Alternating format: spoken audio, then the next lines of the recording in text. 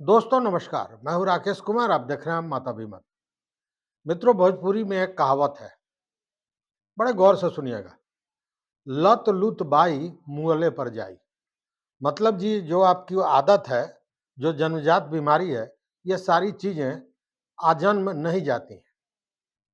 ये मैं क्यों बोल रहा हूँ? ये मैं बोल रहा हूँ शिक्षा विभाग के अपर मुख्य सचिव के पाठक के संबंध में, क्योंकि के पाठक की भी जो आदत है वो जाने वाली नहीं है। अब देखिए, जो उनके नए-नए फरमान आए हैं, पुरानी फरमानों की बात छोड़ दीजिए। पुराने फरमानों को आप जानते हैं कि किस कदर अ, अव्यावहारिक उनके फरमान आए थे, जिसको लेकर शिक्षकों में काफ़ी नाराज़गी थी। लेकिन अब फिर एक बार उनका फरमान आया है, और ये फरमान है कि मार्च तक कोई भी छुट्टी शिक्षकों को नहीं दी जाएगी। इवन संडे को भी आपको रहना है, और रहना इसलिए है कि स्कूलों में डेस्क बेंच की व्यवस्था की जा रही है, और उसके लिए संडे को सभी शिक्षक रहेंगे स्कूल में और डेस्क बेंच रिसीव करेंगे, उसको देखेंगे। अब पता नहीं कितना डेस्क बेंच जाना है कि 2 महीने लगातार डेस्क बेंच आता ही रहेगा। खैर, ये तो बाद की बात है। एक और फरमान है, और ये फरमान है कि स्कूल से पहले जो प्रधानाध्यापक हैं या जो प्रभारी हैं, स्कूल के गेट पर उपस्थित रहेंगे। ठीक 9 बजे उनको एक सेल्फी खींचना होगा पूरे समूह के साथ, जिसमें सारे शिक्षक होंगे, और उसको भेजना पड़ेगा। ये इसलिए किया जा रहा है कि शिक्षक सारे नियम कानून और सारे फरमानों के बाद भी अनुपस्थित रह रहे हैं, और इसीलिए इस तरह का फरमान जारी किया गया है। ठीक है, उपस्थिति आवश्यक है, क्योंकि शिक्षक अगर होंगे ही नहीं तो पढ़ाई कहाँ से होगी।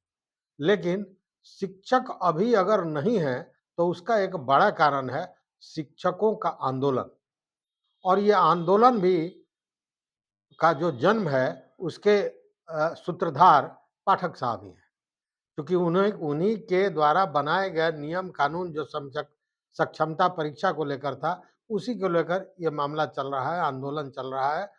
सारे शिक्षक नेता पटना में बैठे हुए हैं, और रोज कोई ना कोई काम चल रहा है। लेकिन अब ये जरा सोचने का विषय है कि ये जो मार्च तक है, इसमें कई महत्वपूर्ण पर्व है। पर्व पे भी छुट्टी कैंसिल कर दिया गया है। संडे को छुट्टी मिलेगा नहीं, सैटरडे को हाफ डे को फुल डे कर दिया गया। तो शिक्षक अपना निजी काम कैसे करेंगे? साथ में मैट्रिक की परीक्षा चल रही है, उसमें भी शिक्षक योगदान दे रहे हैं। उसके बाद पुस्तकों का के मूल्यांकन का काम होगा, उत्तर पुस्तिकाओं के मूल्यांकन का काम होगा, उसमें शिक्षक लगे रहेंगे। साथ में 26 तारीख को सक्षमता परीक्षा भी है, उसकी तैयारी भी शिक्षकों को करनी है। तो मेरा ये कहना है कि 24 घंटे में 48 घंटे का समय कैसे निकालेंगे शिक्षक? क्योंकि उनको शिक्षण कार्य भी करना है, साथ में जो अन्य कार्य दिए गए हैं वो भी करना है। घर है, परिवार है, पर्व है, त्योहार है, सारा कुछ है। लेकिन पाठक साहब तो पाठक साहब हैं, कह दिए तो करेंगे। अब उसके लिए रोज़ वीडियो कॉन्फ्रेंसिंग संध्या काल में हो रहा है। लेकिन पाठक साहब फरमान तो दे रहे हैं, सारे जिलाधिकारियों को उन्होंने कहा कि 31 मार्च के पहले हर हाल में सभी स्कूल में जहाँ डेस्क बेंच नहीं है, वहाँ उसकी व्यवस्था होनी चाहिए। इसके लिए सरकार ने 680 करोड़ रुपए भी जारी कर दिए हैं। पैसा तो मिल गया, सप्लाई भी हो रहा है। सप्लाई भी गजब तरीके का हो रहा है। मतलब पहले ही फिक्स कर दिया गया कि कौन सप्लायर होगा। उसके लिए ना कोई टेंडर हुआ, ना कुछ हुआ, जैसे सूचना है। वैसे स्थिति में सप्लाई किया जा रहा है। जबकि जो स्कूल के प्रधानाध्यापक हैं, कई लोगों ने बताया, जो डेस्क बेंच दिया जा रहा है, उसकी कीमत जो ली जा रही है कागज़ों में, उससे आधे से भी कम का बेंच है। 5,000 के लगभग एक बेंच डेस्क का कीमत है, और वो बता रहे हैं कि 2,500 2,000 से ज़्यादा का वो नहीं है। उसी तरह थाली, सारे स्कूलों में थाली दिया जाना था। थाली जो बाज़ार में 35 से 50 रुपए के बीच में मिलता है, उसका जो सप्लाई है वो 135 45 रुपए के बीच में किया जा रहा है। तो ये सारी चीजें हैं और इसीलिए भले ही के पाठक पर कभी भ्रष्टाचार के आरोप नहीं लगे हैं, लेकिन उनके नजर के भीतर नीचे जो भ्रष्टाचार हो रहा है उसको कौन संभालेगा। जिलाधिकारी को उन्होंने कह दिया कि सारे जगह सुनिश्चित हो जाना चाहिए कि डेस्क बेंच मिले, क्योंकि 31 मार्च के बाद कोई भी बच्चा जमीन पर बैठकर नहीं पढ़ेगा।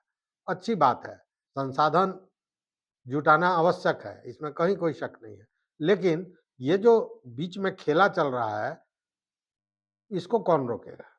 इसलिए इसका भी रोकना आवश्यक है। साथ ही सबसे बड़ी बात है कि जो आंदोलन में लगे हुए हैं शिक्षक, पहले आपको याद होगा कि अ, उन लोगों ने प्रतियां जलाई थी, जो आदेश पत्र था उसकी प्रतियां जलाई थी। उसके बाद मशाल जुलूस निकला था, फिर 13 तारीख को बृहद प्रदर्शन था। अब चिन्हित कर के उन लोगों के वेतन को रोका जा रहा है, लेकिन शिक्षक नेता का कहना यह है कि अब आपके वेतन रोकने से डरेंगे नहीं। अच्छा, इनका कार्रवाई उरवाई से कौन डराता है? ये कार्रवाई से कोई डरता है? और बिहार का एक भी शिक्षक किसी कार्रवाई से नहीं डरता है। ये कागज की जो चिट्ठी निकलती है, अच्छा ये निकाल देते, ये सुप्रीम सोल हैं, परमपिता परमेश्वर हैं, इनके ऊपर में कोई नहीं है। जिस दिन सरकार, राज्य सरकार निर्णय करेगी उस दिन सारी कार्रवाई वापस लेगी सरकार। मैं आपको बता दे रहा हूं आपके चैनल के माध्यम से, कोई भी शिक्षक को निराश होने की जरूरत नहीं है।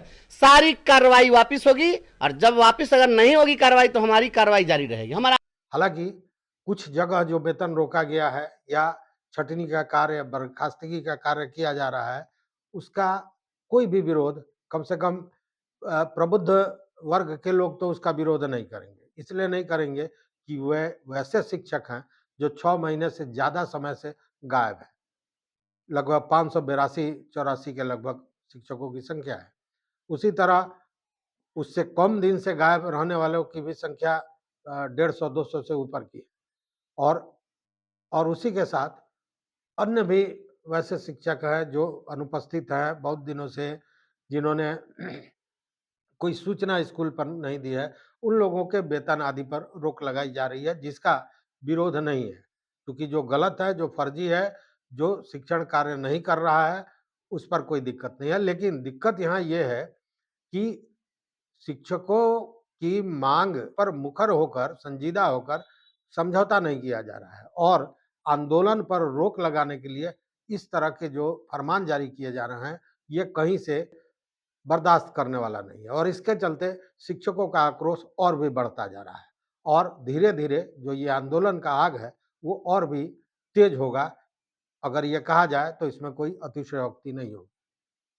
तो देखना है कि वो जो मैंने कहा, लत लुत बाई मुअले पर जाई, कि पाठक साहब का अगला फरमान क्या क्या होता है, क्योंकि उनको हर हाल में 2-3 चीज़ तो करना है कि उन्होंने जो फरमान दिया है या जो कह दिया है वो पूरा होना चाहिए, चाहे वो सही हो या गलत हो।